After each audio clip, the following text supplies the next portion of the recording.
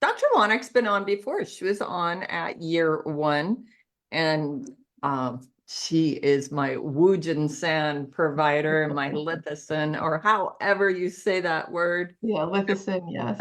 Yeah, I struggle with it every single time. But today, a passion to her, near and dear to her heart, is hydration and water. And we had a little conversation not too long ago. Every time I'm dehydrated, I think of Dr. Wanek because of the last Facebook Live. She said that most people and animals can be dehydrated. So she fully believes it's even more important than the mitochondria. She is a Right. functional medicine doctor with a private practice in Omaha, Nebraska. But she also is a homeopath, which is super fun for all of us because Yeah. you guys know that we love homeopathy. So welcome today, Well, Dr. Wanek. thank you, Poppy. So I'll go on with just a little bit more introduction. So I am a chemistry major in college, and then I went on to medical school, got my MD, and then training in general surgery, and then training in pediatric liver transplantation, and went into private practice in pediatric surgery for almost 9 years in the late 90s. And around this time, I'm learning more about how my own body works. I thought it was just relative to taking care of somebody on a ventilator or managing their nutrition intake when they couldn't eat for themselves. And I started understanding that it was more than just about how somebody else was working, but how I was working. And then that led me into something called functional medicine, where then I learned that the root cause of disease is inflammation.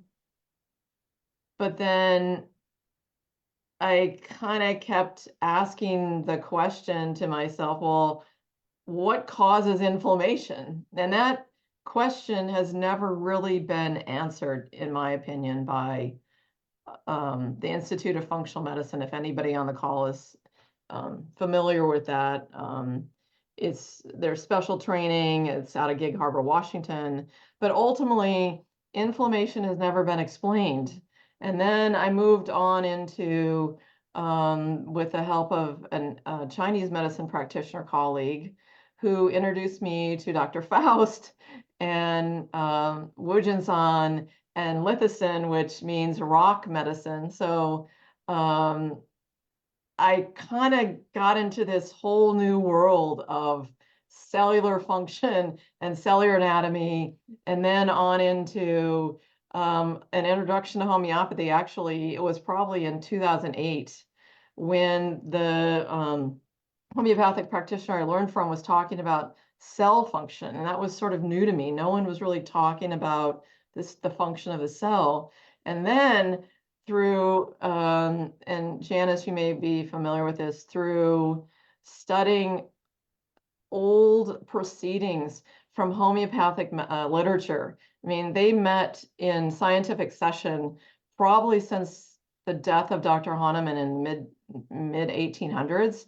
They were meeting every year in scientific session and discussing the science of how things worked, how the homeopathic medicine worked. And that too was sort of opening my eyes, because homeopathic practitioners at the time, they were MDs, they were botanists, they were pharmacists, they were chemists, they were everything. They were the total package. They understood things that modern day doctors don't have a clue. So That's and now it's I have to interesting. stop you. That is amazing, Dr. Wanek, because this is the fact that you had to go down this question. And I tell everybody, think backwards, like I'm the why person. And so you went from inflammation to what is inflammation and just kept going backwards. And homeopathy Right. brought you kind of in a full circle that you never learned in medical school.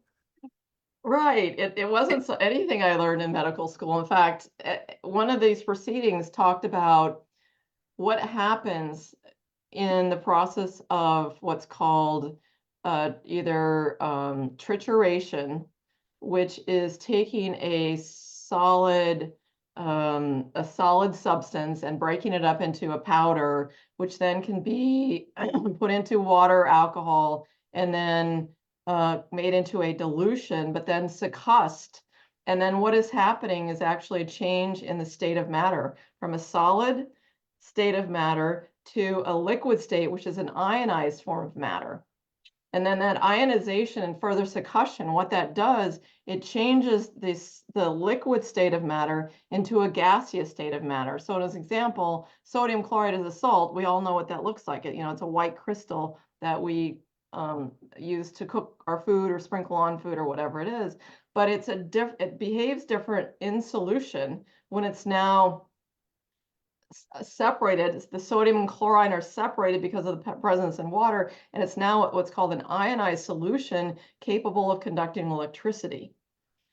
That's And so once you then continue to what's called succuss or break apart, what this does is breaking apart chemical bonds, and then you're transforming this liquid substance actually into a gas in solution.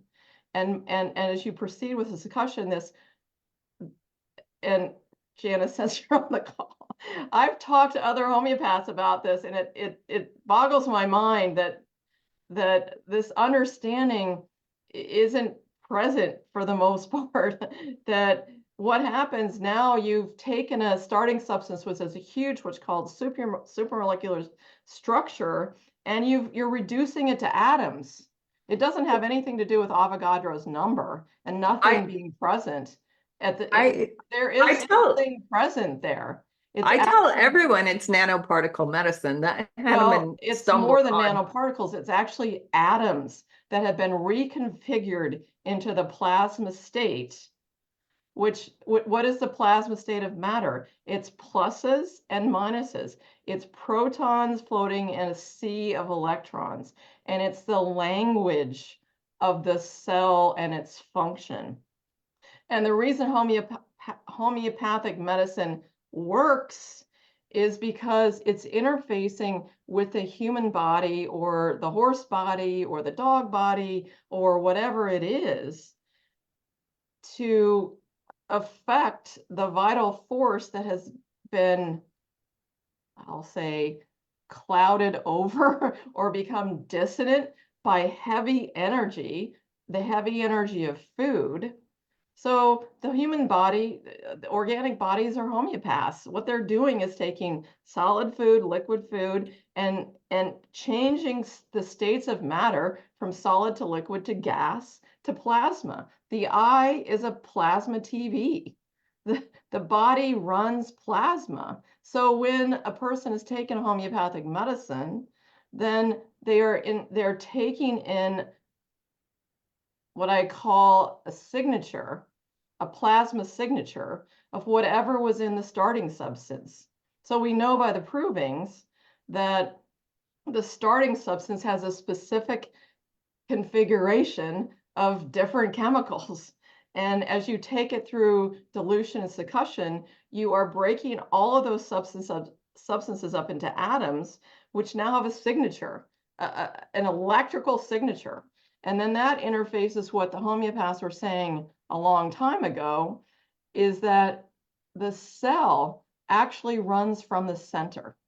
The power in the cell comes from the center. And I got this information from my brother-in-law, who's an electrical engineer. So I'm talking electricity with my brother-in-law, putting the pieces of the puzzle together, because what the homeopaths called it was a dynamo. Each cell is a dynamo, and it's actually running from the center, and it's an electromagnetic induction Faraday current, and it's generating electricity from the center, which is supported by water. Nothing works in the organic life without water. And it's the ability of water to actually not only exist in the solid, the liquid, and the gas state, but something that's called an electrically energized water, an electrical state of matter, which is, as I was reviewing before this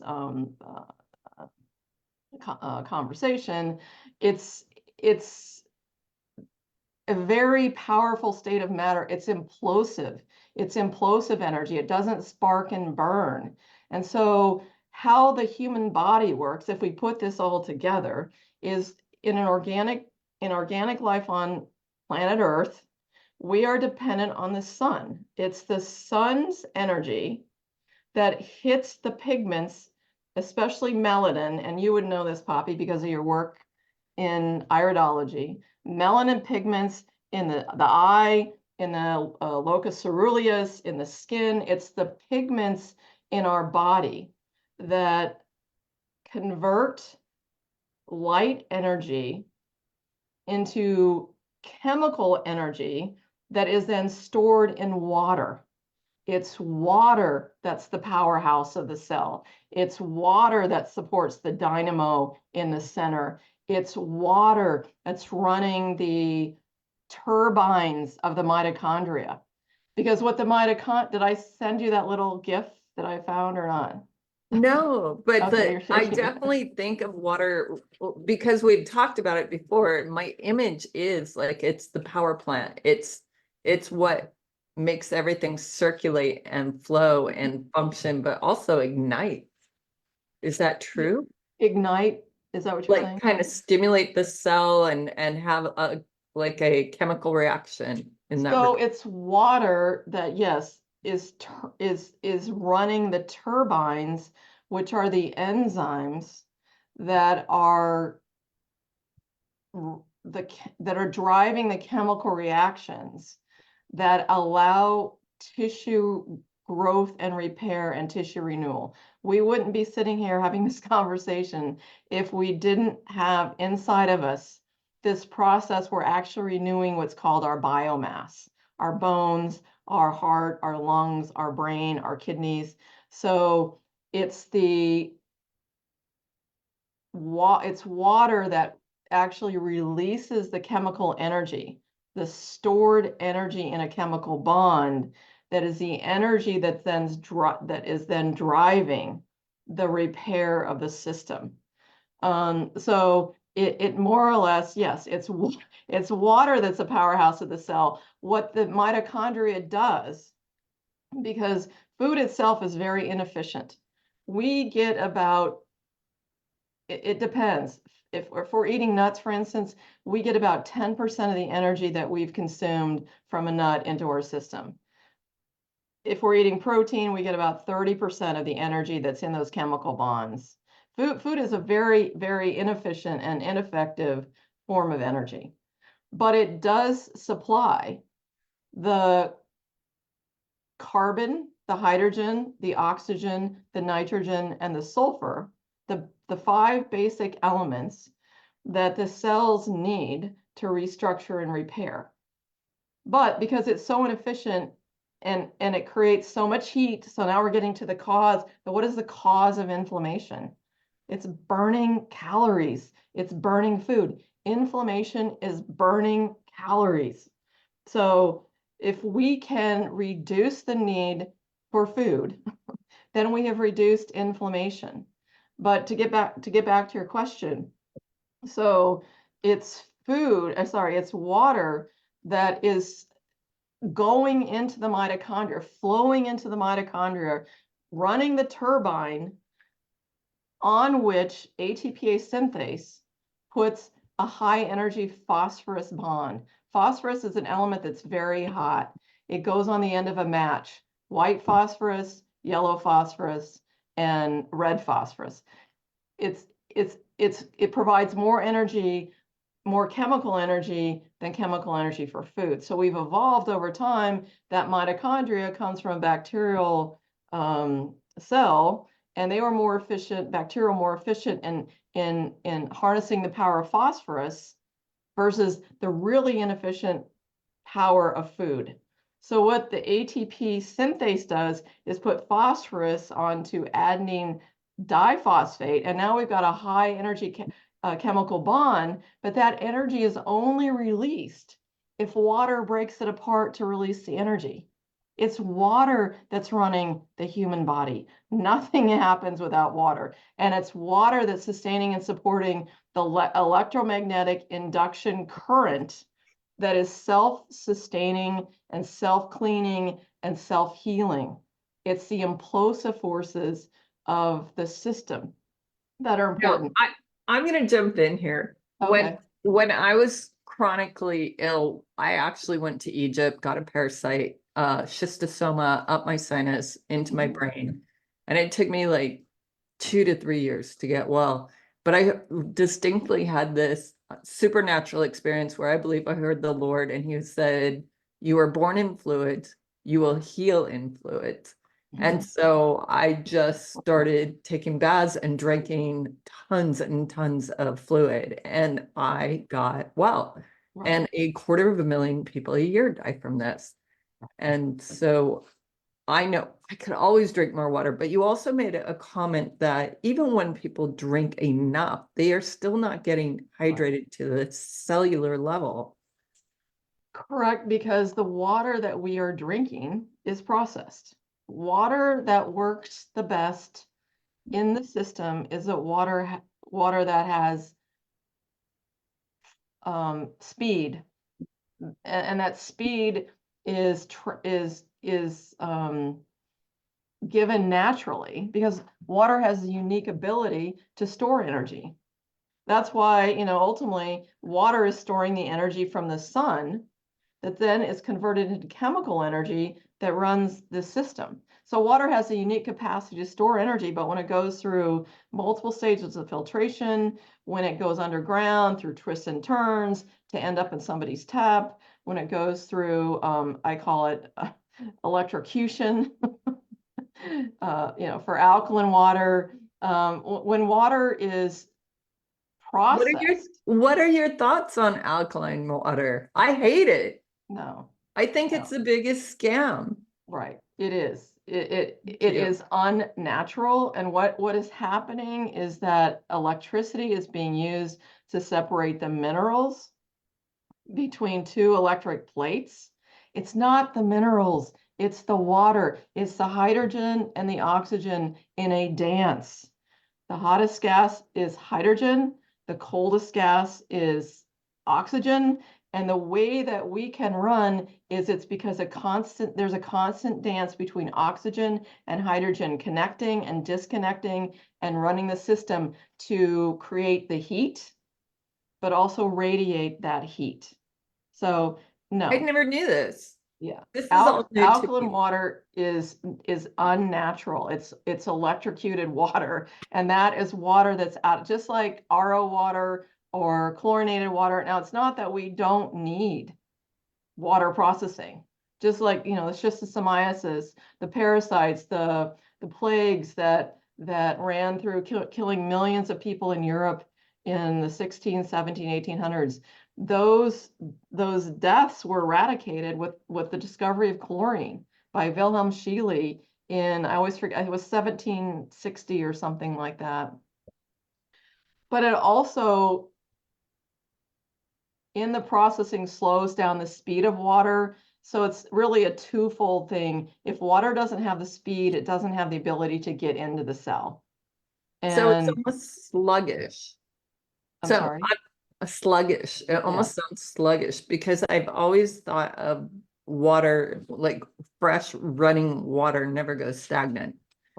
Right. But water that stands still becomes stagnant. And I feel like our bodies are the same thing because we are All the primarily water. diseases, Lyme disease, EBV, CMV, chronic fatigue, all of these diseases are stagnant water. Because when you have stagnant water, what does it do? It grows all sorts of unhealthy. It's stagnant water rots. And it's food for viruses, it's food for fungi, it's food for bacteria. And so addressing and trying to cure these diseases by killing Candida or killing Lyme, antibiotics, antifungals, it will never work. It doesn't work because the person has never gotten back to water that's flowing. And I mean, I've been involved in all this. The therapies that are recommended, it's some sort of protocol of an antifungal and really heavy duty antibiotics. Nothing about water, nothing about acid-base chemistry in food, none of that. People are not healing from Lyme disease and chronic fatigue. It's homeopathy that offers the best solution. Why? Because homeopathy starts water flowing again. It supplies electricity to get water flowing again, because that's what the plasma state of matter is. It's electrically charged. It restores electricity. It restores flow. And So all Dr. of this, Wanek, I've always thought that water needed minerals were like the communication aspect to the cell, but you're saying it's totally different. no, water can stand alone in and of itself. What the minerals act as are what's called electrodes. They're like posts. Conduits. They're like posts in the system, like not exactly like light poles, but they're posts. So they allow the electrical current to jump like one place to the next, but they are not what generates the electricity. It's the dissociation of water. It's water dissociating into whether it's monatomic, diatomic hydrogen, oxygen, or H3O2 or whatever. It's water and how it separates into hydrogen and oxygen that is the electricity. It's the flow, supported by the ring of iron. I didn't say that or not. The ring of iron that surrounds the nucleus of the cell, that then this flow of electrons and protons, which is the electricity, is sustained and supported by an electromagnetic current from the center of the cell. So yeah, it's not, minerals do not produce electricity. They support the movement of electricity, but they do not produce it. That's amazing. I have a Wow. question for you. Okay, I'm gonna highlight you. Hold on. Okay. I want to You see don't your have, face. you don't have to highlight me. I am, no. I want to see your face.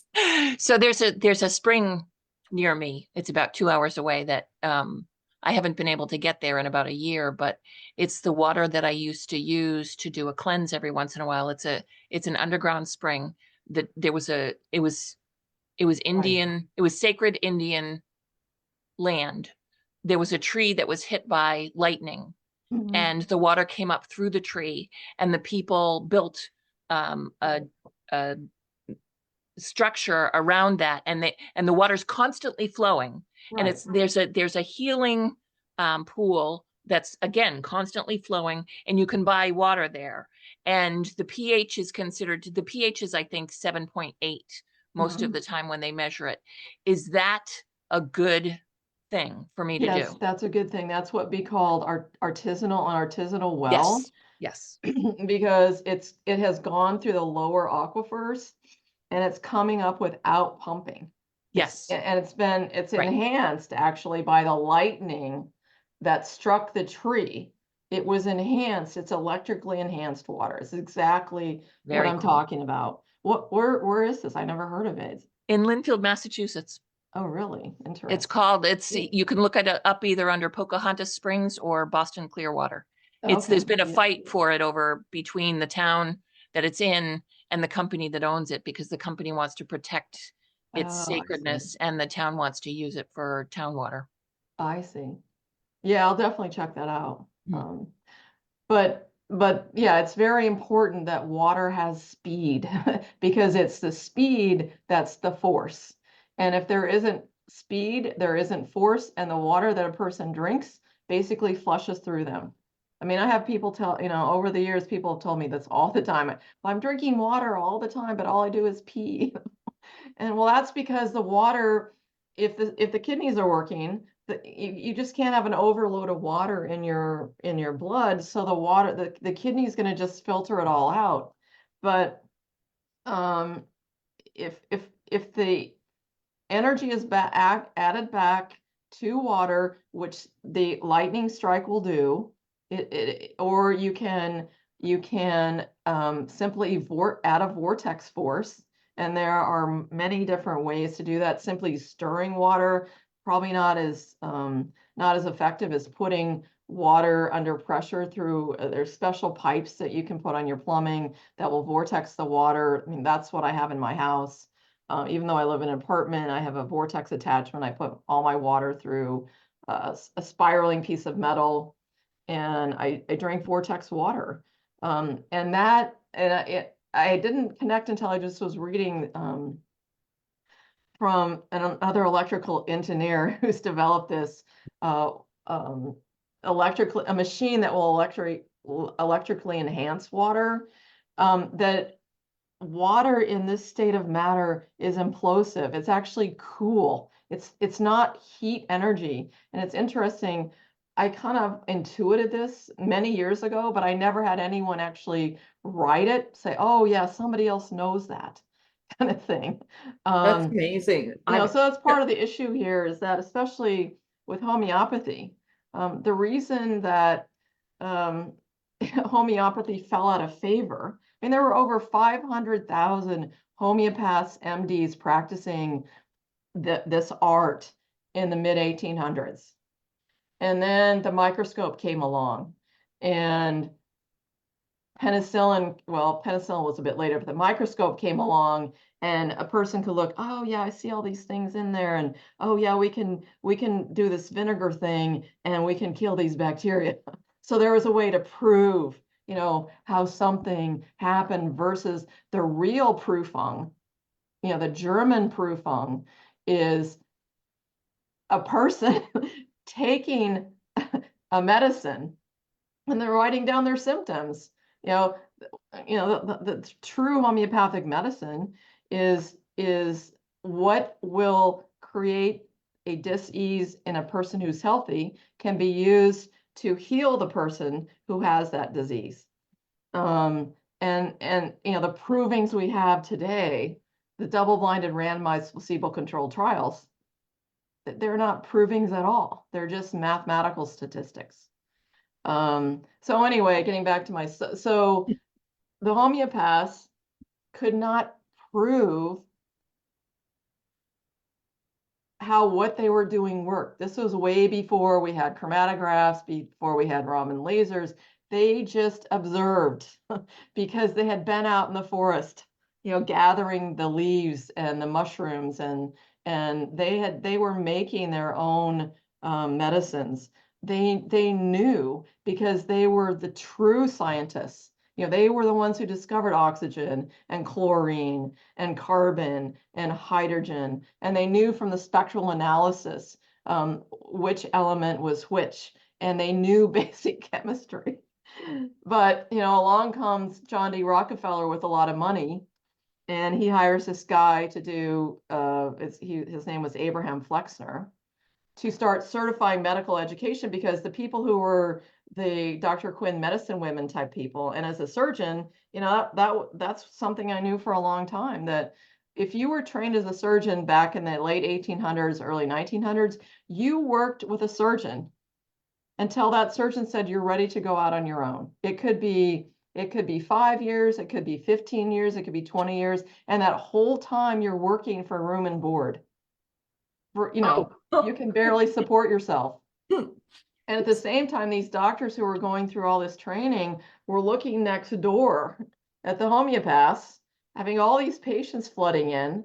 Like, we're not making any money. Look at them. They've got all these patients coming to us. We're not making any money. So we need to start to legislate the practice of medicine. That's how it all started. So the legislature came in, the politics came into play, and the money started to go to the education that could prove something worked. And this that was is happening petroleum-based again. pharmaceuticals that were created by John D. Rockefeller, who, interestingly enough, in the whole story, he actually had a homeopath. He was treated with homeopathic medicine, but he was also a petroleum magnate, and he developed pharmaceutical drugs, and the rest is history. Out of petroleum. as a, so since 1909, with the Abraham Flexner Report and the standardization of medical education in the US, doctors are trained in how to prescribe petroleum-based pharmaceutical agents. And it's interesting, somebody asked me, I don't know, in the last 6 months, why, with all of this it's, that we have in the United States, or even around the world, why are people still so sick? Well, because whether it is the allopathic delivery of a pharmaceutical drug or the allopathic delivery of a supplement, the root cause of the disease is not being addressed in a homeopathic way. So we moved somehow from the allopathic delivery of drugs to the allopathic delivery of supplements. So now it's take flavonoids for this, take cumin for that, do tartary buckwheat for the polyphenols, et cetera, et cetera. And molecules will never heal a dis-ease, because the dis-ease is happening at the level even beyond the plasma state of matter. I mean, we could go into the whole spiritual aspect of this, from the seed, even, from the seed of the spirit energy that created us. But I'll stay with the physical, the intersection. Food will never heal the body. It just won't. We're getting away from Mother Earth in Correct. every way. And that's Correct. in just not just the physical part of it, but the spiritual part of Mother Earth. Yeah. Correct. Right. well, Right. and So there was a famous doctor who gave all his patients water, a mental health doctor. I'm sure you're familiar with I'm this. not sure exactly, but there's a Dr. Batman Gulich. He was Iranian, and he worked in the famous Iranian prison, which I can't remember the name now, but that's all he had. He just had water. He had all these patients, that were sick in prison, and all he had was water. So he basically did a study. And it's been a while since I've read his book. What does he call it? Anyway, it's Dr. Batman Gulich, and he talks about how people were getting better just by drinking water. Right. Yeah, and And water, I mean, it just makes no, now that I know what I know, which is, 40 years later, but 99% of the molecules in the human body are water. 99. 99%. Amazing. So I have so much I want to talk to you about, because so the story I also heard was this mental health doctor who was working in a I don't want to say an asylum, but maybe back in the day it was called an asylum. Yeah, it was called an asylum. Yeah. Yeah, and he fasted all his patients on water, and they all, like 80% of them got well and were able to leave the asylum. Right. So, I mean, the optimal health is really created by getting back to the basics, getting back to the fundamentals, which is water, water that has power, and then providing the raw materials that the cells need to restructure the biomass without the garbage, without the trash that's created by processing food. So that's where the fulvic substances come into place. This is Mother Nature's creation. That's the intersection between the energy of the sun and the physical matter of the soil, the carbon-based life forms of the soil. It's the fulvic substances that were actually made beginning with the fungi in that are over 2.4 billion years old. So it was the fungi that turned this mineral planet Earth into into organic life, a carbon-based life forms. And so if we can get water and fulvic substances, we're providing for tissue renewal without having to burn fossil fuel. Food is fossil fuel. It's carbon-based. It burns black. It's dirty fuel. And it's not just the stool coming out of us that's the waste. But if you can imagine inside of a cell, it's like a manufacturing system with pieces of machinery all over the factory floor. And when this fossil fuel is burned, like I said, burning calories generates heat. And what does heat do to organic matter? We are made of organic matter. What does heat do to organic matter? It dries it out and it turns it into ash. And if we look at the volume of a cremated body, only about 20% of that is from the bones and the mineralized structures. Where does the 80% of that ash come from? It comes from hardened solid matter that's in the cell that no longer can do anything because it's dried out. We talk about, not we, there's all sorts of discussion about mineral deficiencies. We need more minerals. We need more minerals. We're deficient in minerals. Well, minerals are cofactors and enzymes, these machinery that's on the factory floor. And if a enzyme no longer functions because it's dried out, the mineral doesn't go anywhere. It's still there, but it's in a suspended state of animation. So it's not that we're mineral deficient, it's that we have lost electricity to our machines. We've lost the enzymes that we need to do all this work. And pouring more minerals is not gonna do the trick. We need more electricity. We need to power those cells back on. We need to turn the machines back on. It's kind of like going back to that turbine. What happens if you don't have water in the mill wheel that's running that's running the wheel that's grinding the grain? Once that machine stops, Well, the motor's ruined.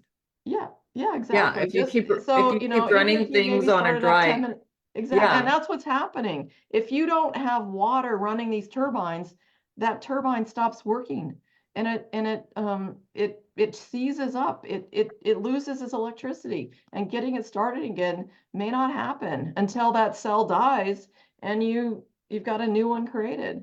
I mean, there's all sorts of literature now that I've introduced to about athletes. I mean, athletes basically burn themselves out because they're overheating their mitochondria, and there's actually a reverse process that happens, and they dry out. They don't have water, and then they're rehydrating with all sorts of mineral solutions. Well, minerals are water hungry. Minerals suck water out of the cells. And so they're further dehydrating. So what we need is water that has power with nature's,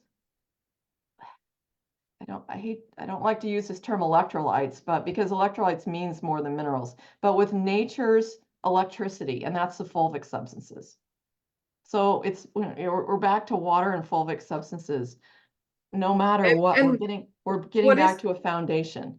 What is the difference between like fulvic substances and like Celtic salt or something? Because everybody's so excited about Barbara O'Neill and her reels like fly off the charts.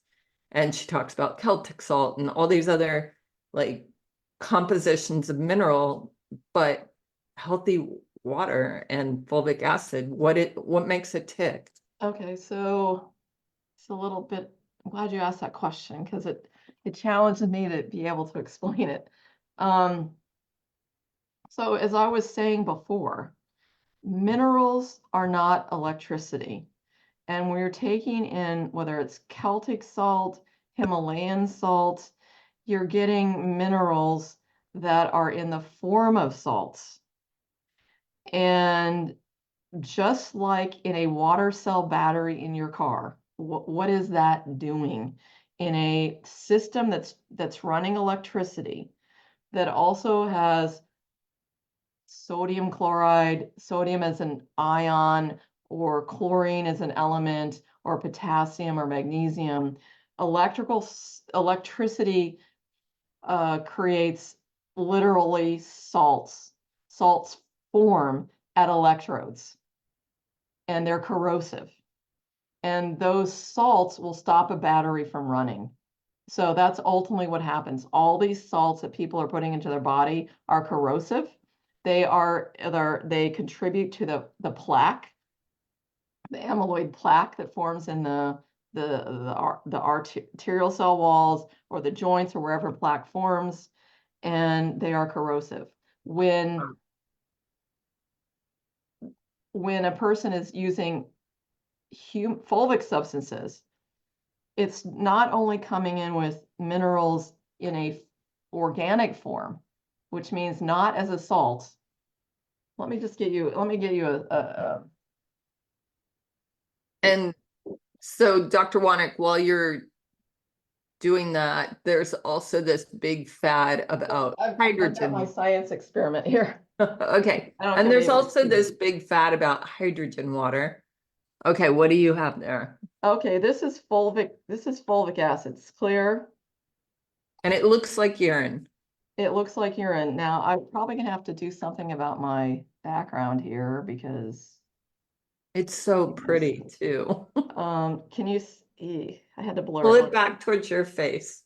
There you go. This is what's called a colloidal mineral solution. It's cloudy. You see that stuff on the bottom? Yes. This is a salt solution.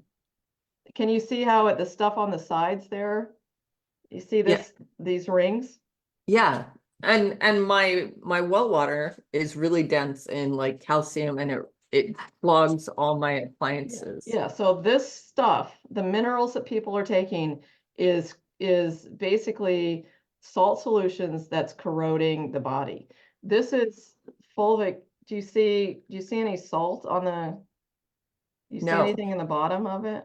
I don't. Not at all. And I never have, except for sometimes when the bottle's older, I'll see some black on the lid. Yeah, and those are humans that are insoluble and they kind of fall out, but this is not a salt. This delivers electricity and it delivers minerals, but in a form that the body can use. So this is nature's electrolyte. This is man-made. This is made in a lab, and it's taking nature. That's amazing. I mean, That's a great image for us. Thank you yeah. for That's a that. So great image. what we're wanting, we want to get back to nature, but the problem is, I don't know. Dr. So Heather keeps throwing some questions in here. Okay.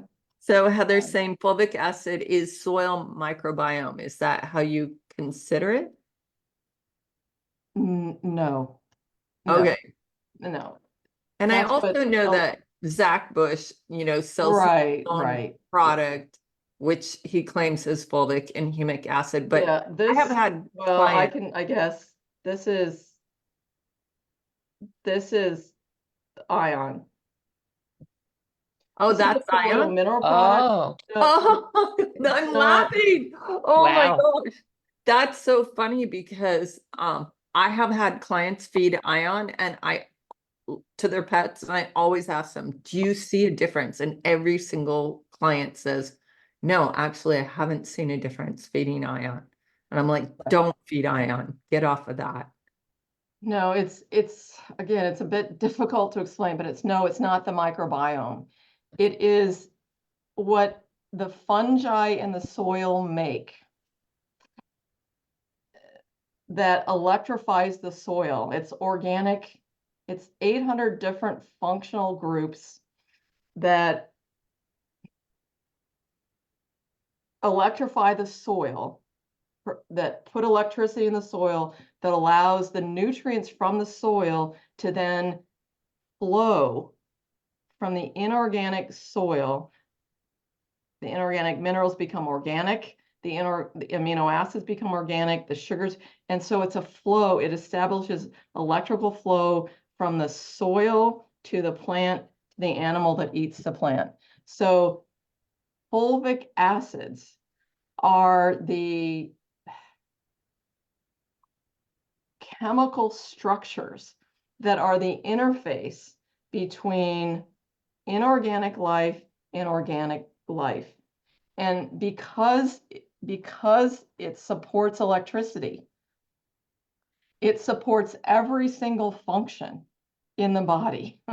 And that includes a healthy microbiome, which is a healthy fungal biota. It's called biota, you know, healthy fungal life, healthy bacterial life, healthy viral life. We need all of that inside of us. And the thing about ion, I guess we're live on Facebook, so. We are, I know, I was thinking I'm that not too. I'm like, insulting anybody, oh, but how are we the gonna thing do is, this? you know, it's But it's a we're talking private about group. electrical conductivity. Life depends on electricity being conducted. This conducts electricity and supports electricity being conducted. This increases electrical resistance. Salts increase electrical resistance, and that closes tight junctions. I mean, electrical resistance will close tight junctions, but that's not how they work. They work, they have to open and close. They work based on electrical flow, and they work based on the flow of water. The enzyme system, it's like a gate that needs to open and close. It's like the biphosphonate inhibitors that people are told to take for bone density. You know, a bone density medicine shuts the gate to calcium phosphorus movement in and out of the bone all day long. If you can't move phosphorus out of the bone, where do you get the phosphorus for the mitochondria to put that on your adenine diphosphate to make these high energy bonds for the rest of the body to work? You need flow in and out. You need to support electrical conductivity, not increase the resistance. The problem is not leaky gut. The problem is not needing to increase the resistance, but it's a need to turn the enzymes back on, you know, turn the gates back on, make them work properly, not Well, just shut them. it all flows. So if you are fluid internally, everything's gonna function. I had a doctor, I went to a doctor for a UTI years ago, and he basically said, well, if you drank enough water, you wouldn't have a UTI, and you can just flush the UTI out. That way you don't have to take antibiotics. And I was like, oh, thanks.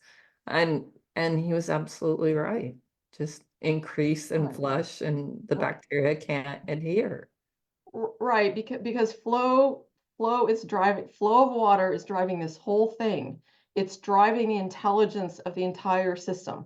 The intelligence that knows when the blood pressure is supposed to come up, or when it's supposed to go down, or when the temperature is supposed to go up or down, or when the gates are supposed to open and close. It's the system is being directed by the intelligence in the atoms of which we're made. And this intelligence is translated and transmitted through water. I mean, it's simple, but it's, you know, we've made it complicated. We have, and then now we have like oxygenated water, we have hydrogenated water, we have Right. all these designer waters. Like Right. what do we do about this? Are they actually any benefit? They're expensive. No, because it's again, it's taking water and separating it. It's I don't have a good analogy for this. And you But said it's, something you know, it's really similar to this example. It's taking something that nature has put together the way it's perfectly. supposed to be, and then, you know, make it into something else. And that's what we're doing when we electrocute water, or we, you know, leave the oxygen out. We just need the hydrogen. Oh, it's the hydrogen that's important. It's like this micromanaging nature. It's impossible to do that. We need water, H2O, that has force and it has speed. And when it has that contained within the hydrogen atom and the oxygen atom and all the other atoms in our cells, it's the intelligence that then runs this whole system. We will never, ever be able to do the things that our human body does by micromanaging it. That's why homeopathy is such a beautiful, it's just such a beautiful system, because it's supporting in ways that we can never do this from a purely rational mind. I forget exactly Hahnemann's words in that way. I love this. I love this whole thought process. So one of the things that I should tell you is that before I became a homeopath, I was a pediatric intensive care nurse in the city Oh, of you Boston were? for 40 years. And about halfway through, I realized, you know what, we do really well with acutes, but we're really suck at chronics. The one thing that really stuck with me over the years is the saying, you know, the nephrologists used to say to us all the time, the smartest physician is so much more stupid than the stupidest kidney. Meaning that there's no way you can actually tell the kidney what to do. If you leave it alone and support it, it will do everything by itself. Right. But the second you start interfering is when you start believing that you can do something, and that is a big mistake. Right. That is so profound. Yeah, that is a very profound, because actually the best doing, that's another way I say it to my patients. The best doing is actually doing nothing at all, you know, and giving the body water and fulvic substances, at least start from there. And then the body can take over and be this pharmacy. I mean, fungi did not survive on this planet Earth for 2.4 billion years without being really good pharmacists. And our body is making homeopathic medicine all the time. And That's so and beautiful. and you know, it I mean, was so I want to ask you about the cell salts then, because cell salts. the Okay. the cell salts Right. are the body's natural salts. There's 12 cell salts, you guys, in homeopathy. Right. And so there was a theory from Schuster. How do you say his name? Schulteis. Thank you. Or Schussler, yeah. yeah. And he believed there was 12 body cell salts. Anytime those cell salts were out of balance, there was disease or a potential for decline. And so how does this play into this? Well, it's the homeopathic principle of like cures like. So the salts in the Celtic salt form or the Himalayan salt form or in the preservative form that's in food are the toxins. They are what causes the disease. And so the same thing that caused the disease in a diluted and a succussed form, taken into this state where it's no longer a salt, a corrosive salt, but it's now, I like the word electrically enhanced. You know, it's not nothing, for sure. It's not nothing that everybody would like you to, well, not everybody, of course, homeopaths. No, it's not nothing.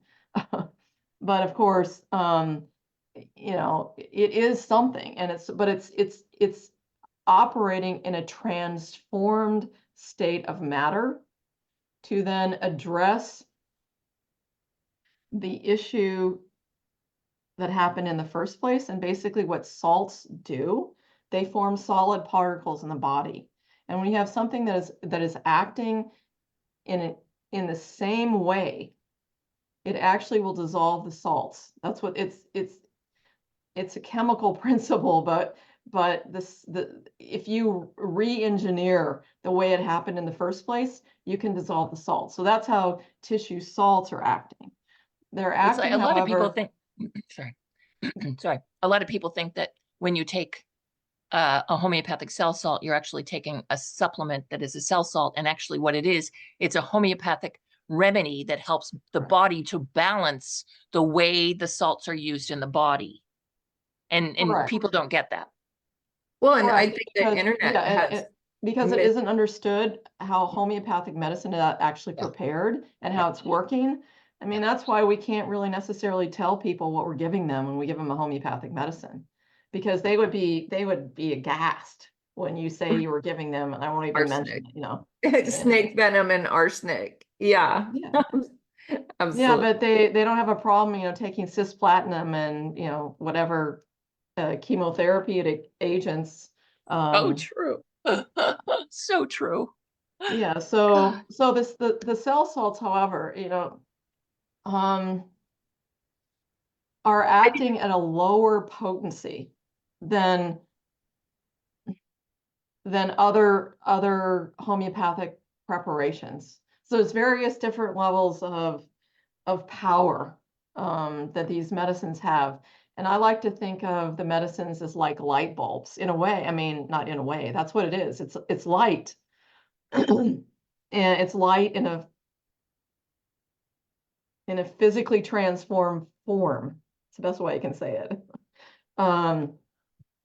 And depending on how many times you have diluted it and how much of the chemical structure you've broken apart and how much of the actual atom is in a medicine versus how much of the molecule, because there are there's various different literature available, especially using a Raman laser, where you can see actually how much of the starting substance at a molecular level is present versus how much is present just on laser refraction. So each potency has a different action. Yeah. And It's it that's such a, interfaces I love this that action conversation. interfaces in a human body. It meets the energy of the human body where it is, so to speak. And everybody as an individual person is in a different place in terms of where it's called vital, what their vital energy is. It's called vital force in homeopathy. So that's why, as a practicing homeopath, that's the art of it, is to figure out, number one, what's the best medicine to give someone, and then understanding what reaction they are having to the action of the medicine. It took me, as a trained surgeon, it took me quite a while to come to that understanding. Like, this is so bizarre. Well, and the How can irony, so the irony of all of this is the knowledge that you've obtained since you were a surgeon and were doing liver transplants is how many liver transplants could you have avoided with just healthier water and hydrating the Well, body? some of them was genetic diseases, but now we can get in, what are genetic diseases? I mean, basically, it's part of the gene that has lost its electricity over time. And it comes from the fact that for thousands of years, to the time when we even have, written documentation, people have had diseases which were never treated. They were never treated with like cures like. They were given salves and poultices and mercury, bloodletting, arsenic. I mean, that was the armamentarium of physicians back then. For 500 years, bloodletting was the major therapy. So And people were dying. snake biting I'm sorry. and snake biting. Yes, exactly. People were dying with poisons in their body. They were procreating while they were sick. And so untreated diseases turned off parts of the DNA. That's what genetic disease is. Parts of the And DNA then have it's lost their traveled electricity. generation after generation with Right. And this that's damage. the power. Now, the power of homeopathy is that it re-electrifies everything. Even It can genetic. even treat genetic disease because it can turn the electricity back on into the genes, to the enzymes, everything. But the problem is, depending on when the disease is first recognized or diagnosed, a person has been living for however many years in this organic body, that's burning fossil fuel. And so Right. not only have the genes been turned off through a genetic disease that doesn't code for a specific protein that needs to be present to do some work in the cell. So not only is this person now dealing with genetic disease, they have a contemporary disease on top of that. So now you're having to address multiple layers of thousands of years of inheritance. And we all have genetic diseases. We just don't exactly always know what they are. So, and it's not, it's not a quick process. Acutes, there's many acute diseases that are rapidly cured by homeopathic medicine.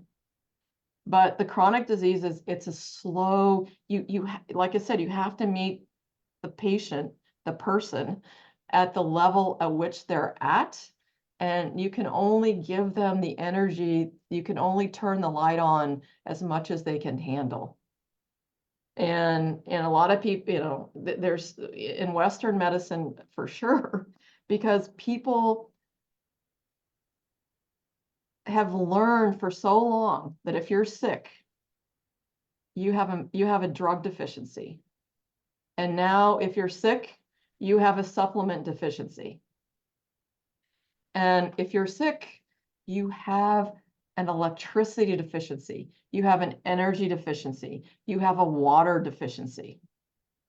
99% of the people who I've seen over the 25 years that I've been in practice are dehydrated.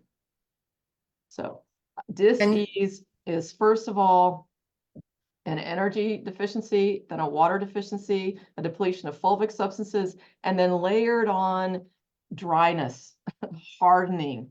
And this is the way I explain it to my patients. So how easy is it to get water back into a brick that has been fired in clay oven? How easy is it to get that brick rehydrated? It's impossible. Yeah. Oh, if you weather it, if it's on a building that's been weathered, wind, rain, sun, etc., it will eventually, hundreds of years later, it will, the brick will fall apart and start, turning into dust again. But that's the problem. Once the body has become hardened, it's an internal combustion engine. And actually, we are running at temperatures that are at the level of the sun. Plasma energy burns as hot as the sun. Internally. Now, this is crazy. Like, I've never thought about hot water or cold water in regards to hydrogen and oxygen. Like, I even never thought of hydrogen being hot and oxygen being cold. It's very hot. And so in Chinese medicine, they talk about warming and cooling, and the fact that they feed warming or cooling, hydrating or dehydrating type diets. And this kind of like debunks all of that in a way, in my mind. Well, sort of, but the thing is, you're meeting the person with these therapies where they are. So if they're in a stagnant water state, they're going to be heavy with mucus and they're going to be heavy with water. Whereas in a person who's Grauvogel called it a hydrogenoid constitution, where they're very thin, they're burning a lot of oxygen, and people have different constitutions. But that being said, that still isn't getting to the root cause of disease. Chinese medicine and herbs don't get to the root cause of disease. So if we're actually drinking real water, and it sounds like the fulvic is actually capturing the sunlight and adding that phototherapy to the water to energize it. Correct, because it's pigmented. It's pigmented. So it's actually also interfacing with melanin and the pigments in the body to interface between light and water and chemical energy. So it's ultimately an interconverted form of energy from the sunlight to the chemical energy that runs us, but ultimately the plasma state of matter, that's the language that's directing all of this. It's really, and it's, it didn't hit me for quite a while, but Hahnemann's work was called the organone. And so, we talk about electricity and light and all this, but it makes a sound. We just can't hear it. It's sound. It's sound that's running all this stuff. You know, it's why the uh, Om, you know, the sound of creation. It's sound that's running us. And when we are tuned, we are in this beautiful symphony of tunement. When we are dis-ease, we are out of tune. We are mistuned. Even Hahnemann call it a mistunement. So when all of this is, you know, this is what I see as just in my mind's eye. When all of this is functioning and everything is synchronous and energy is flowing and electricity is flowing, I mean, you can imagine the sound that a glass may, you know, when you rub your hand on a glass, a perfect crystal glass. It's a perfectly tuned sound when the body is running perfectly. And what brings it back into tune is the same things that are running it, which is plasma and water and the interconversion of different forms of energy. You know, I've never thought of blood plasma being the same as electrical plasma. Well, blood plasma is a carrier, so too is plasma in the air. You know, the fourth phase of matter. It's different, but it derives from the same. I forget the Latin word, but it derives from the same word. But blood plasma is not the same thing as the plasma state of matter. Electrical plasma. Yeah. Yeah. But it's similar in that I've never even- plasma, you know, plasma is what contains all the information of creation. I mean, it's just mind-boggling. And so we are interfaced in all of this, in all of creation, between various different states of matter and the all that is, everything in the quantum plenum, which is plasma. Everything comes out of the plasma state of matter, whether it's arc mode current, light mode current, dark mode current. I just wish that, you know, we get all in a way, medicine, physics, biochemistry, you know, all these scientists are in their little, you know, with their little glasses on. I wish somehow everybody could just get together and put it all together, because that's what it is. It's a big holistic thing that is functioning as an integrated whole, not as separate piece parts. Well, and that's what I try to do with this membership is it's all things holistic, all things animal holistic.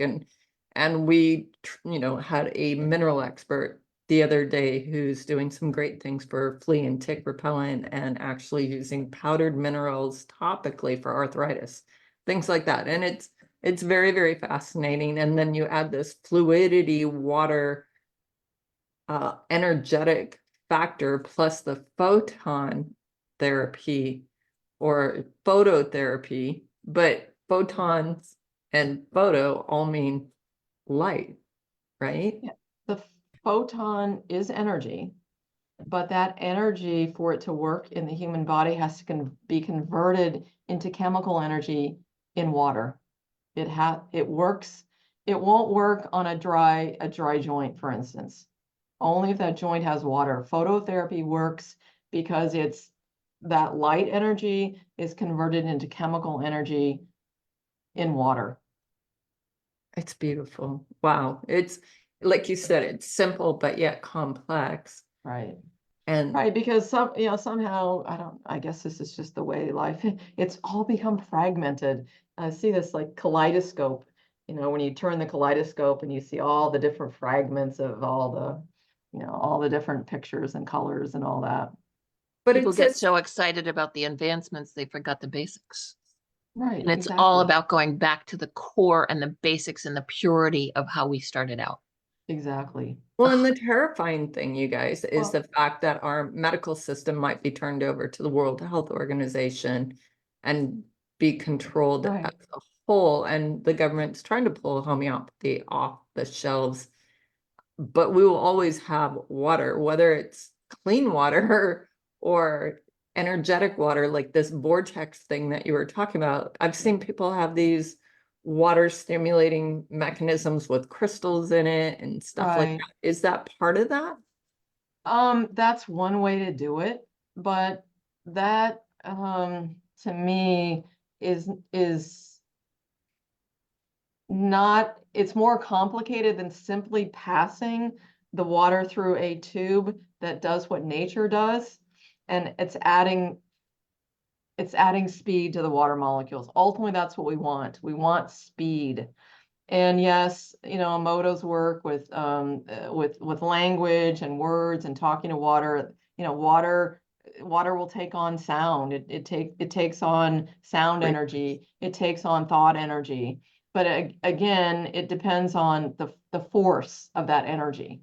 And when you're adding magnetic, you know, applying magnetic fields or using crystals, yes, it does add energy to the hydrogen oxygen bonds, but not as much as when you're passing it through gravity or using the power of the, you know, the power from the city main to push the water through the vortex. So yeah, they're all ways to do it, but I think some are better than others. So if you have your little water system on your city water, on your tap water, do you also use RO to get all the contaminants out, or do you just, Actually, I don't, because I take fulvic acid. okay, Because what is fulvic acid? No, so not only is it the intersection between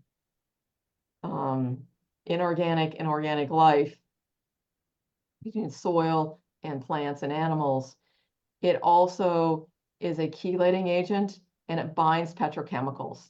All the PFAS, you know, all the forever chemicals, all the petrochemicals, all the pesticides, it binds those things.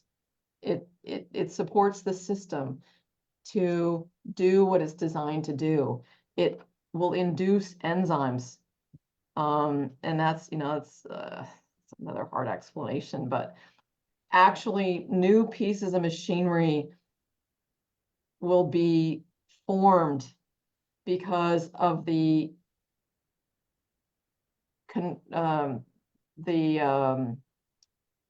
combination of water and fulvic substances. It supports new enzymes to be built, and it adds power to the cells that new enzyme systems can be made to deal with plastics, to deal with pesticides, herbicides, fungicides, all of that. so you're talking So evolution basically is as our bodies are getting polluted throughout the years, this fulvic and activated water is creating a capable system for the body to regenerate what it needs. correct, correct. As long as it's not overwhelmed by food. That is so That's the wild. problem. And I can tell you when I fast, I feel amazing. Like I never want to go back to eating Right. again. Like if I could live without eating, I'd be so excited. Yeah. Right, so food supplies food should be used minimally to supply additional chemical energy and additional raw materials for the cells to restructure, to make new hair, new skin, new nails, new heart, red cells, heart cells, whatever. But it has to be used minimally. So, you know, that's the other thing about, you know, eat this food for that, eat this food for anti-aging, take this supplement that reverses apoptosis and reverses senescence. No, you cannot slow down the aging process by creating more fire. You cannot do it. The solution is not to start the fire in the first place.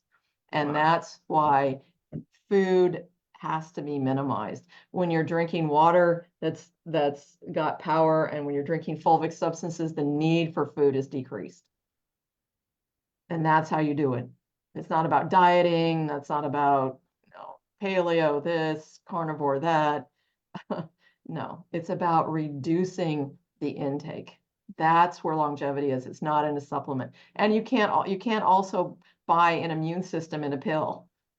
The immune system Right. is this structure that we're talking about. Every single piece of machinery that's on this factory floor that's working me is my immune system. My immune system is the electromagnetic force field that I generate when electricity is flowing. I'm sure many of you have heard of a toric tube when it's coming from the, okay. So there's an electromagnetic force field, not only in the cell, in the center of the cell, in the nucleus, but there's an electromagnetic force field around us. It's called a toric tube that's generated by all these electromagnetic frequencies that are created by our cells and by the electricity that's running us. And it's coming from, it's not the heart center. It's, why do I always forget about this? It's right at the xiphoid process. It's the emotional heart. It's the emotional heart center. There's a word for it. I've forgotten it. But anyway, so if a person doesn't have flow, if they don't have electricity flowing, their force field is completely gone. So what happens with 5G? What happens with any fungal illness is much stronger than the human cell. If we don't have a force field, we're powerless. And who's talking about helping people to regenerate their force field? That's what homeopathy does. It regenerates the force field. Food will not regenerate a force field. It just won't. It doesn't. Well, and in the holistic circles, of course, they say when you eat, your digestion is occupied. So your immune system is literally shut down. But this makes more sense to me why that is. Right, because depending on what you're eating, a lot of your energy is diverted to the digestive process. So your shield is weakened because that, going back to the dynamo, anything that's being done in one place can drain power from another place. So once power and function is lost in one place, it sucks power out of every other place. And it's about a balance of energy. And so that's why, yeah, you have to, and there's only so much of available energy in the human body at any given time. And that's why if you're eating too much food, whether it's too much protein, whether it's too much fat, whether it's too much carbohydrate, your force field is down while that's happening. When you balance proteins, carbohydrates, and fats, you maintain a shield while you're still digesting your food. It's about balance. It's about nature's balance. We know all this stuff. The biochemistry has been elucidated for almost 150 years. Who's talking about eating biochemically? Nobody. No one. Nobody. And like you said, we're coming full circle to that inflammation comment that you made is the root cause of inflammation. And so when you're eating, you're actually getting inflamed. Like I can feel my heart speed up when I'm eating. I can feel my temperature go up when I'm eating, especially if it's something not great for me. Right. Yeah, the root cause of inflammation is burning calories. Yep. So the way we reduce inflammation, reduce the fire, is with water and calorie reduction. And how do we reduce calories without being hungry all the time? Well, first of all, we add in the fulvic acids, which is supplying the carbon, the hydrogen, the nitrogen, the sulfur, and the oxygen, the basic building blocks of this organic body. We're supplying those building blocks without having to process food at all. We're not creating heat at all to do this. And then we eat minimal amounts of food to supplant the energy needs to support our biomass, making new cells and growing and living and recycling and regenerating, going through. There's the sattvic forces. If anybody knows anything about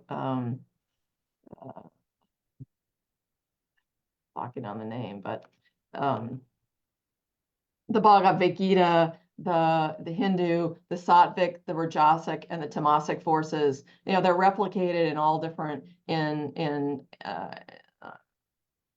Chinese medicine, in Indian medicine, not so much in Western medicine. We don't get that too much. It's called anabolism and catabolism, and the energy that flows between them. You know, but ultimately it's all about balance. It's about balance, and we're just out of balance. We're out of balance in so many ways. Right. Balance is the key. Balance is like the quest, actually, and it's Right. quite a Yeah, dance. and so it's actually, we're talking ultimately about doing less, thinking less, because what else also requires a lot of calories to be burned? Thinking. So in the reason we have to eat is to keep our brain alive. So we reduce our respiratory rate, we reduce the rate of the number of chaotic thoughts that's going through our brain every day, and we're doing less. And that's where the body can actually do its thing better and What more. about exercise? Does exercise stimulate and activate water flow? I would assume it does.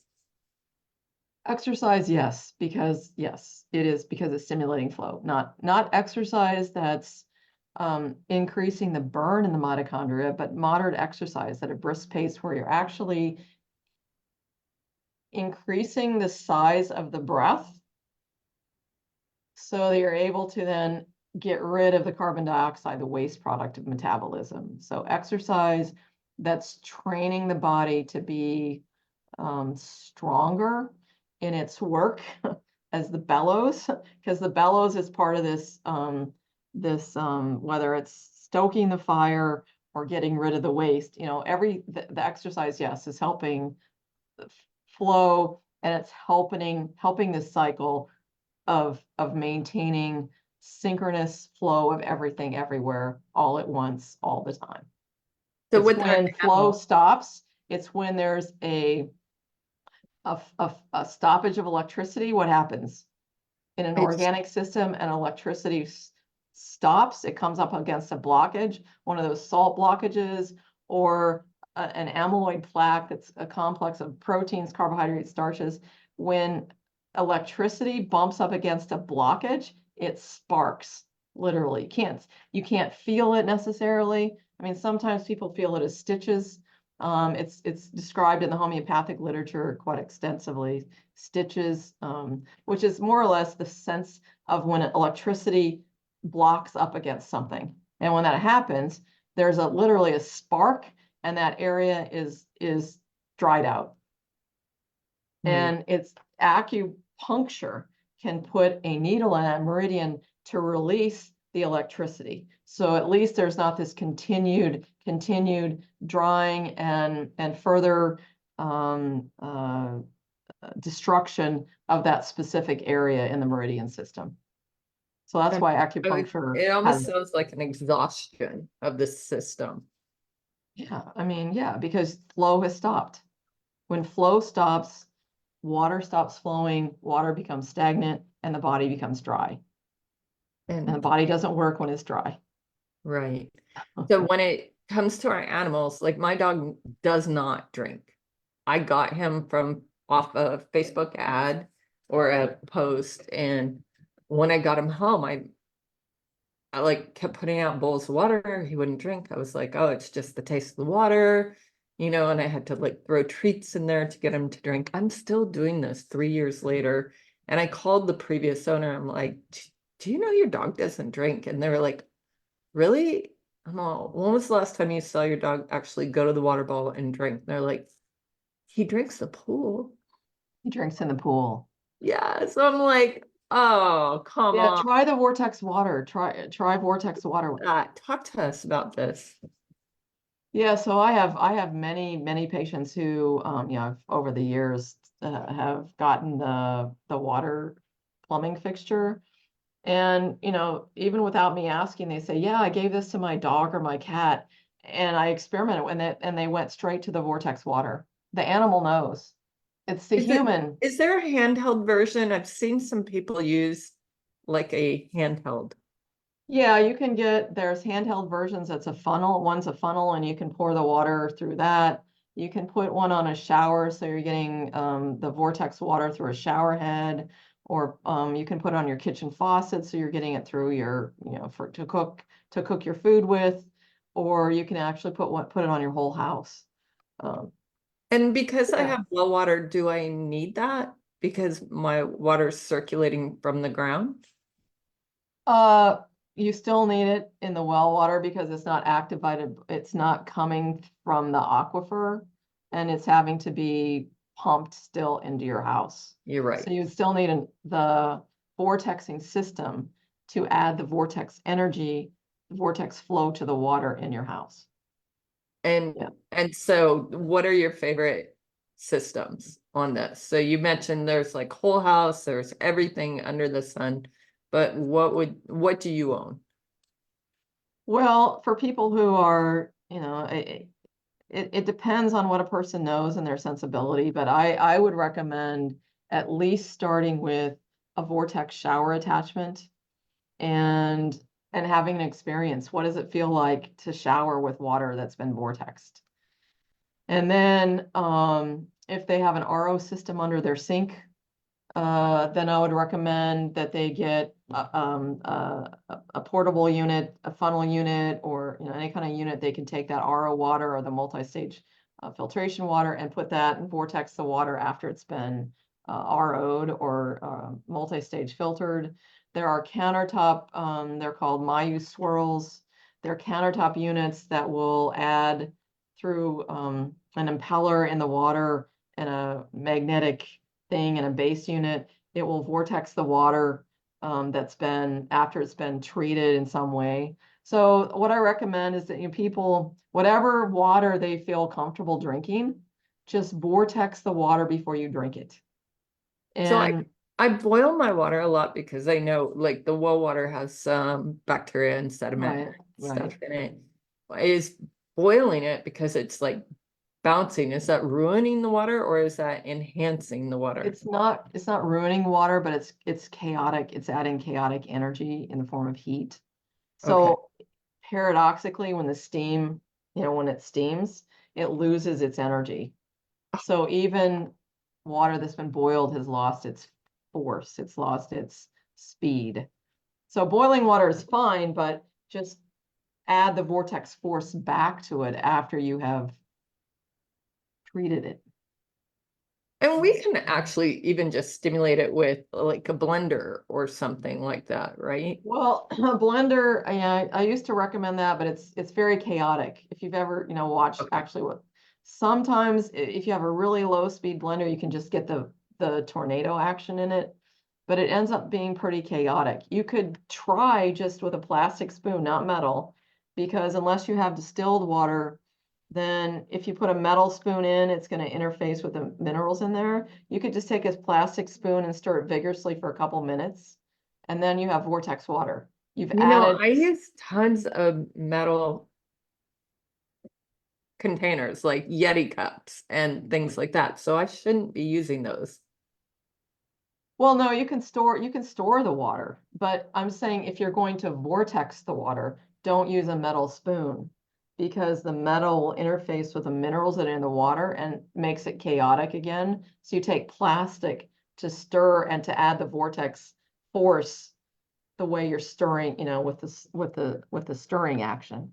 Okay, so plastic or like wood or something. Wood or ceramic also works, but not metal. Okay. And Yeah. even though it's in like a metal Like a slug, Yeti cup or whatever. Yeah. okay, Yeah. and that's Yeah. legit. I mean, I personally, I've done that myself. If I'm traveling, I'll have a plastic spoon and I'll stir the water. And I do feel like it tastes different, but it doesn't taste as good to me as water that I put through the vortex pipe. So, it's really asking a person to have a personal experience with it. But in my 20 years of practice and, talking to people about this, I have never had but one person return the pipe they bought. It was a shower piece, and they just said they couldn't afford it. They wanted the money back.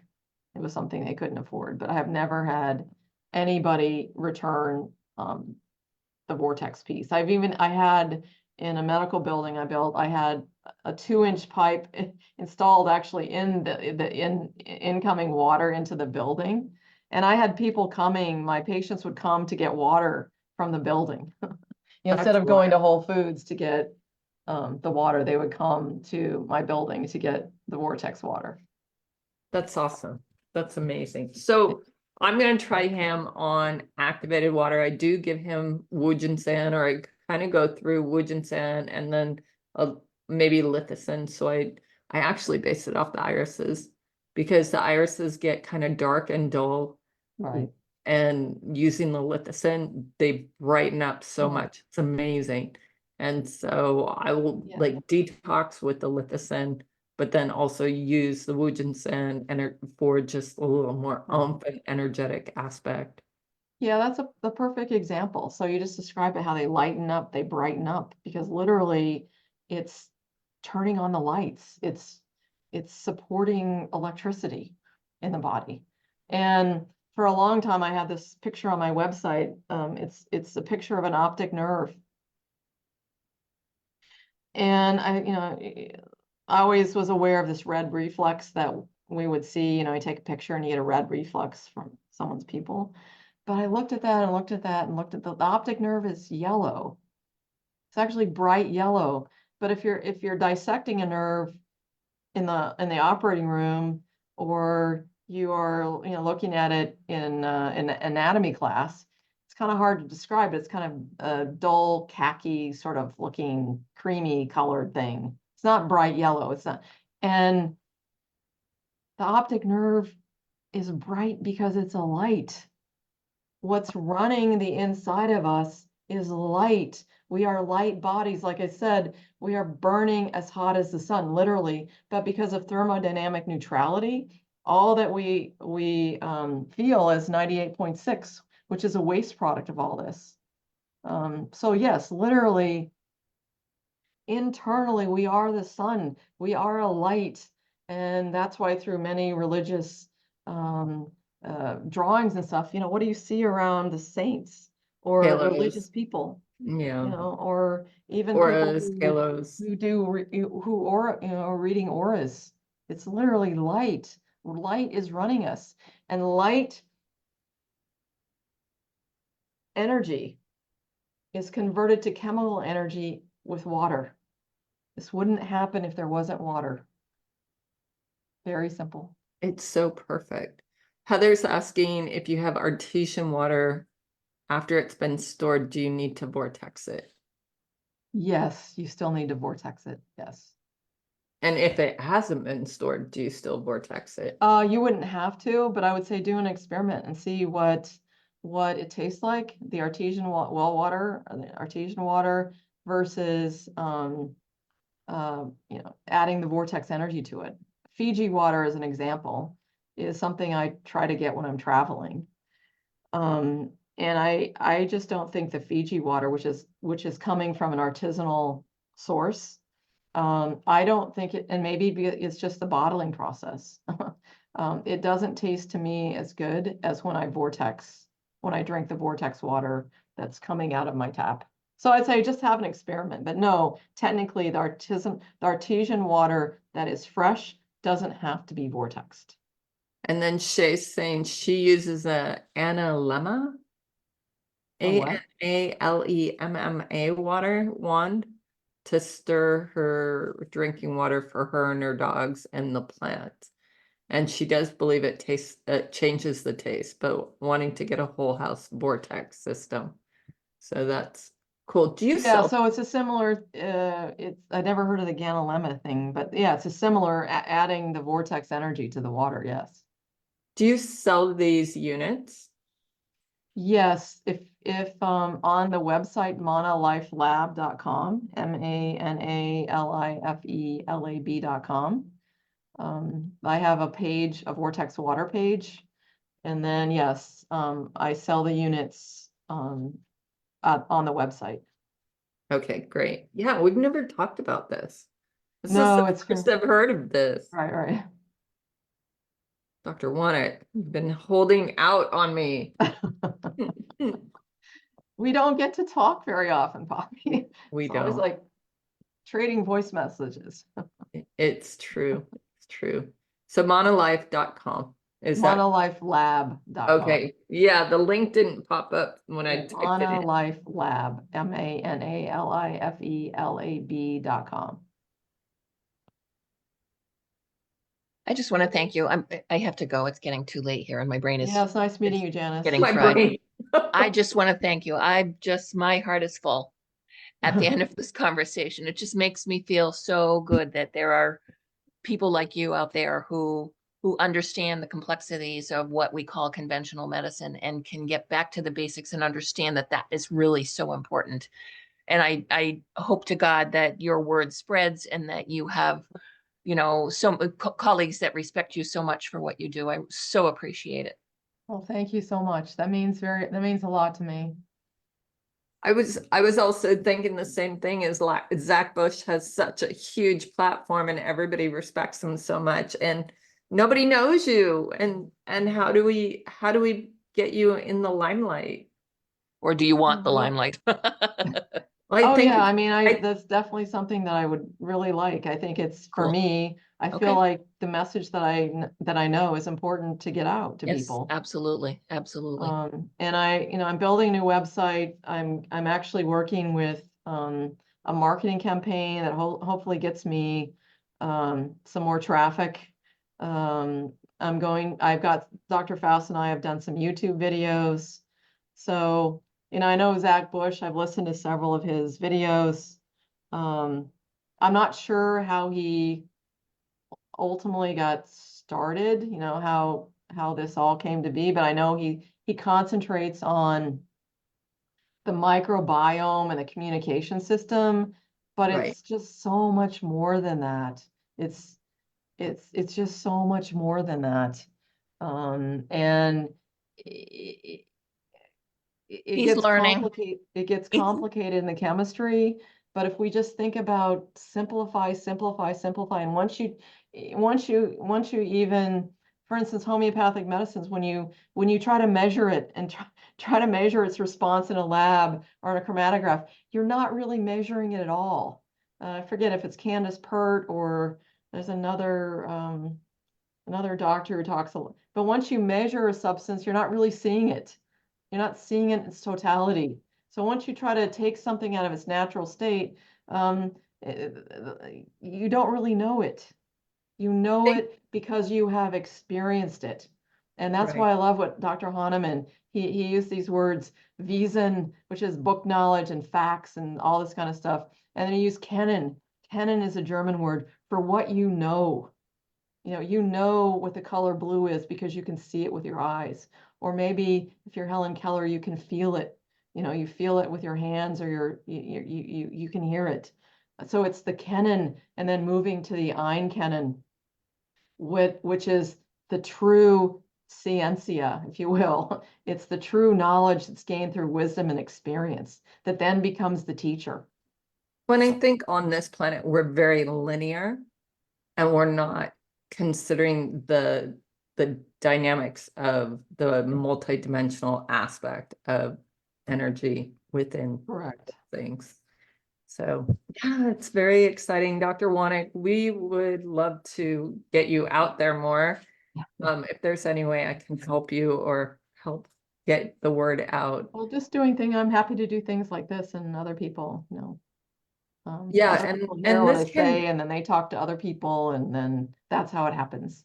and Yeah. I could put this public on my YouTube, but now that we talked about Zach Bush, I don't know if we want to or not, but maybe I can have my media. Yeah, I mean, I'm not trying to be critical, but it's a different process and salts when you're using a salt, you're not working at the level of how the body actually works with all this.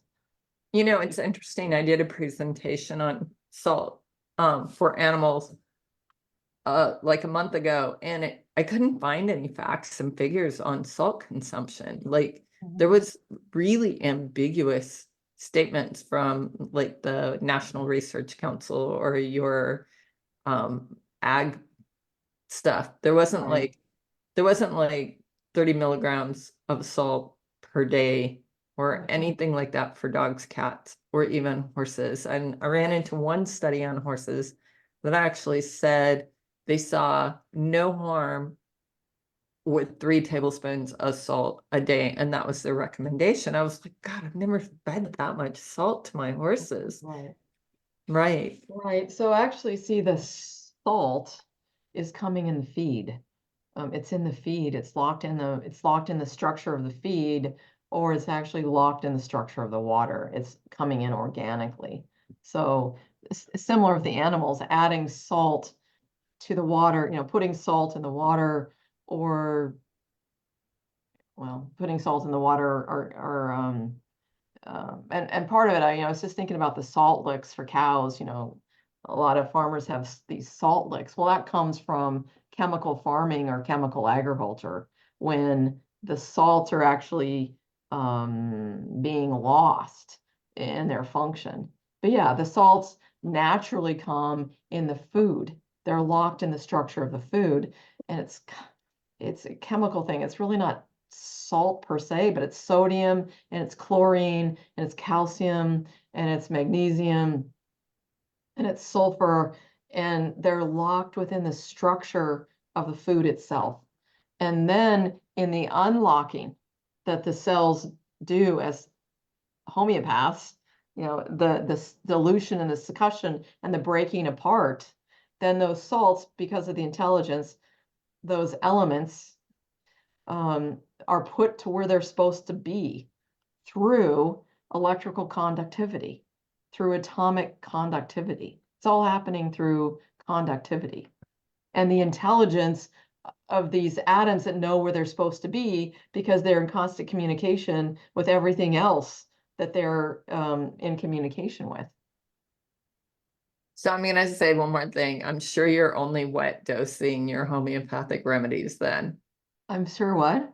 Wet dosing your homeopathic remedies then. Oh, no, what do you mean? Wet? Putting them in water? Dry dosing versus wet dosing the pellets. No, I just use the pills because, you're still, the water in your mouth is what is the carrier. Okay. I mean, I do use some LMs, but for the most part, it's the pills.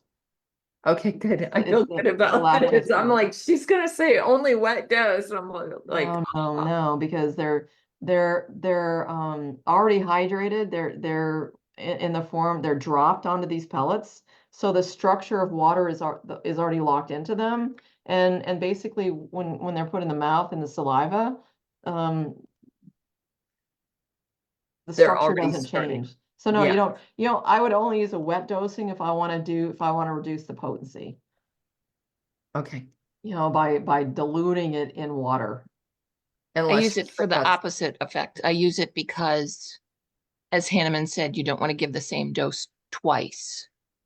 If for chronic issues. So Right, if you yes. put it in water and succuss it, that every time you succuss it, that increases the potency Correct. a little. Yes. Yeah. Yes. Yeah, but you're also giving lower potency, so you're gradually increasing the exactly that. Yes. You're So as the it. person's own vital force is more and more in tune, then it can take on more and more energy. Mhm. It can take on more and more light. All right, you guys, this was mind blowing. Actually, I Oh my really God, enjoyed this. I can't even, I was gonna leave and I can't. I know, and I keep thinking, oh my gosh, I'm gonna have to rewatch this. Me too. Dr. Wanek, thank you for your All time right, today. thank It you was so much. very It's good seeing you again, enlightening. Poppy. Nice meeting you, Janice. Thank you so much. I right. so appreciate it. Good night, Okay. everybody. This is Okay. super fun. I'm gonna go Okay. spin some water. Okay, excellent. All right. Thank you very Bye-bye. much. This was amazing. Bye.